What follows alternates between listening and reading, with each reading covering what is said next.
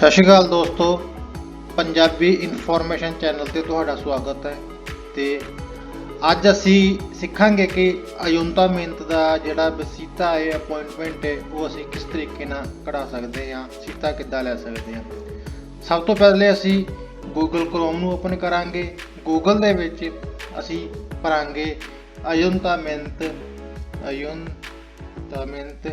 ਤੁਸੀਂ ਜਿੱਥੇ ਦਾ ਵੀ ਸੀਤਾ ਕੱਢਣਾ ਹੈ ਉੱਥੇ ਦਾ ਨਾਮ ਭਰੋਗੇ। ਅਯੁੰਤਾ ਮਿਹਨਤ ਦਾ ਬਾਰਸੀਲੋਨਾ ਜਾਂ ਬਿਕ ਜਾਂ ਜੋ ਵੀ ਹੈ। ਮੈਂ ਬਿਕ ਦਾ ਕੱਢਦਾ ਵਾਂ ਤੇ ਇਸ ਦੇ ਲਈ ਜਿਹੜਾ ਆ ਤੁਸੀਂ ਦੇਖ ਰਹੇ ਹੋ ਪਹਿਲਾ ਆਪਸ਼ਨ ਆਇਆ ਹੈ ਉੱਪਰ ਵਾਲੀ ਲਾਈਨ, ਇੱਥੇ ਤੁਸੀਂ ਕਲਿੱਕ ਕਰੋਗੇ। ਅੱਗੇ ਤੁਹਾਨੂੰ ਇਹ ਇਸ ਪੇਜ ਤੇ ਲੈ ਜਾਏਗਾ। ਇੱਥੋਂ ਤੁਸੀਂ ਇਸ ਪੇਜ ਤੇ ਜਾ ਕੇ ਇਨੀਸ਼ੀ ਆ ਰਿਹਾ ਹੈ, ਇਨੀਸ਼ੀ ਤੇ ਕਲਿੱਕ ਕਰਨਾ ਹੈ ਤੁਸੀਂ। ਇਸ ਤੋਂ ਬਾਅਦ ਦੇਖ ਰਹੇ ਹੋ ਤੁਸੀਂ ਸੀਤਾ ਪ੍ਰੇਵੀਆ ਲਿਖਿਆ ਆ ਜਿਹੜਾ ਵਾ, ਜਿੱਥੇ ਕਰਸਲ ਹੈ, ਮਾਊਸ ਆ, ਇੱਥੇ ਕਲਿੱਕ ਕਰੋਗੇ। ਇਸ ਤੋਂ ਬਾਅਦ ਇਹ ਤੁਹਾਨੂੰ ਇਸ ਪੇਜ ਤੇ ਲੈ ਜਾਏਗਾ। ਇੱਥੇ ਉਸ ਸ਼ਹਿਰ ਦੇ ਜੋ ਵੀ ਹੈ ਨੇ ਅਯੁੰਤਾ ਮਿਹਨਤ ਦੇ ਆਫਿਸ ਹੈ, ਕਿੰਨੇ ਆਫਿਸ ਹੈ, ਇੱਥੇ ਉਹਨਾਂ ਦੀ ਲਿਸਟ ਜਿਹੜੀ ਆ ਉਹ ਸ਼ੋ ਹੋ ਰਹੀ ਆ। ਤੁਸੀਂ ਜਿੱਥੇ ਦਾ ਵੀ ਕੱਢਣਾ ਹੈ ਉਹ ਸਿਲੈਕਟ ਕਰ ਲਓ। ਪਲਾਸਾ ਮਿਓਰ ਮਿਊਨਿਸਪਲ ਦੇ ਰਮੇਈ, ਮੈਂ ਪਲਾਸਾ ਮਿਓਰ ਦਾ ਕੱਢਦਾ ਵਾਂ। ਉਸ ਤੋਂ ਬਾਅਦ ਥੱਲੇ ਆਵਾਂਗੇ, ਆਪਾਂ ਇੱਥੇ ਕਲਿੱਕ ਕਰਾਂਗੇ ਸੋਲੀਸੀਟਿਓ ਸੀਤਾ ਪ੍ਰੇਵੀਆ। ਇਸ ਤੇ ਕਲਿੱਕ ਕਰਨ ਤੋਂ ਬਾਅਦ ਇੱਥੇ ਤੁਸੀਂ ਇਹਨੂੰ ਕਲਿੱਕ ਕਰਨਾ ਹੈ। ਇੱਥੇ ਥੱਲੇ ਆਪਸ਼ਨ ਖੋਲ ਜਾਣਗੇ ਕਿ ਤੁਸੀਂ ਕਾਹਦੇ ਲਈ ਕਢਾਉਣਾ ਹੈ, ਮੂਲਤਾ ਤਾਰਨਾ ਹੈ ਕੋਈ, ਜਾਂ ਫਿਰ ਪਾਦਰੋਮੈਂਟ ਕਰਵਾਉਣੀ ਹੈ।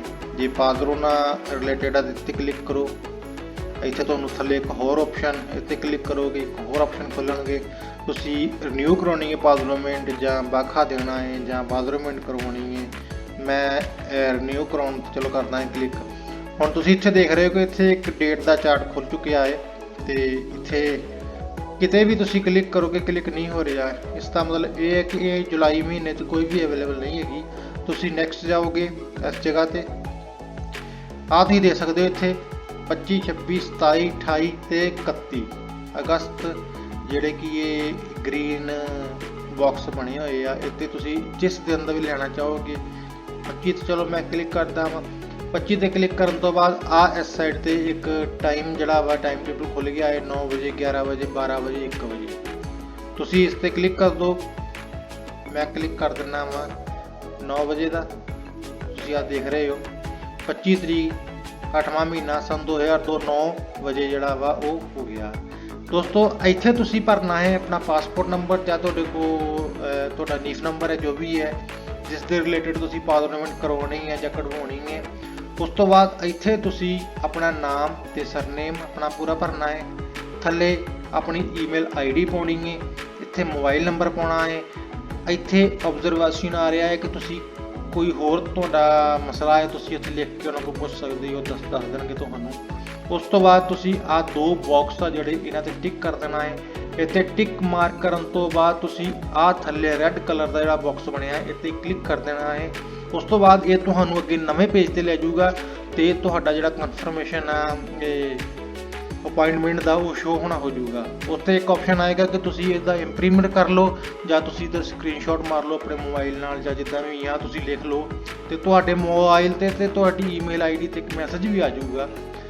ਤੇ ਦੋਸਤੋ ਇਹ ਸੀ ਕਿ ਅਸੀਂ ਇਹ ਜਿਹੜਾ ਪ੍ਰੋਸੈਸ ਹੈ ਇਹ ਸਿਰਫ ਕਤਲੂਨੀਆ ਦੇ ਲਈ ਹੈ, ਕਿਉਂਕਿ ਇਹ ਪੂਰੀ ਵੈਬਸਾਈਟ ਕਤਲਾਨ ਦੇ ਵਿੱਚ ਆ। ਹਰ ਸਟੇਟ ਦਾ ਆਪਣਾ ਅਲੱਗ ਪੇਜ ਆ ਅਯੁੰਤਾ ਮਿਹਨਤ ਦੇ ਰਿਲੇਟਡ, ਜਾਂ ਕੋਈ ਵੀ ਇਹਨਾਂ ਦਾ ਡਿਪਾਰਟਮੈਂਟ ਆ। ਤੇ ਇਹ ਸਿਰਫ ਕਤਲੂਨੀਆ ਦੇ ਵਾਸਤੇ ਹੈ ਕਿਉਂਕਿ ਇਹ ਕਤਲਾਨ ਦੇ ਵਿੱਚ ਆ।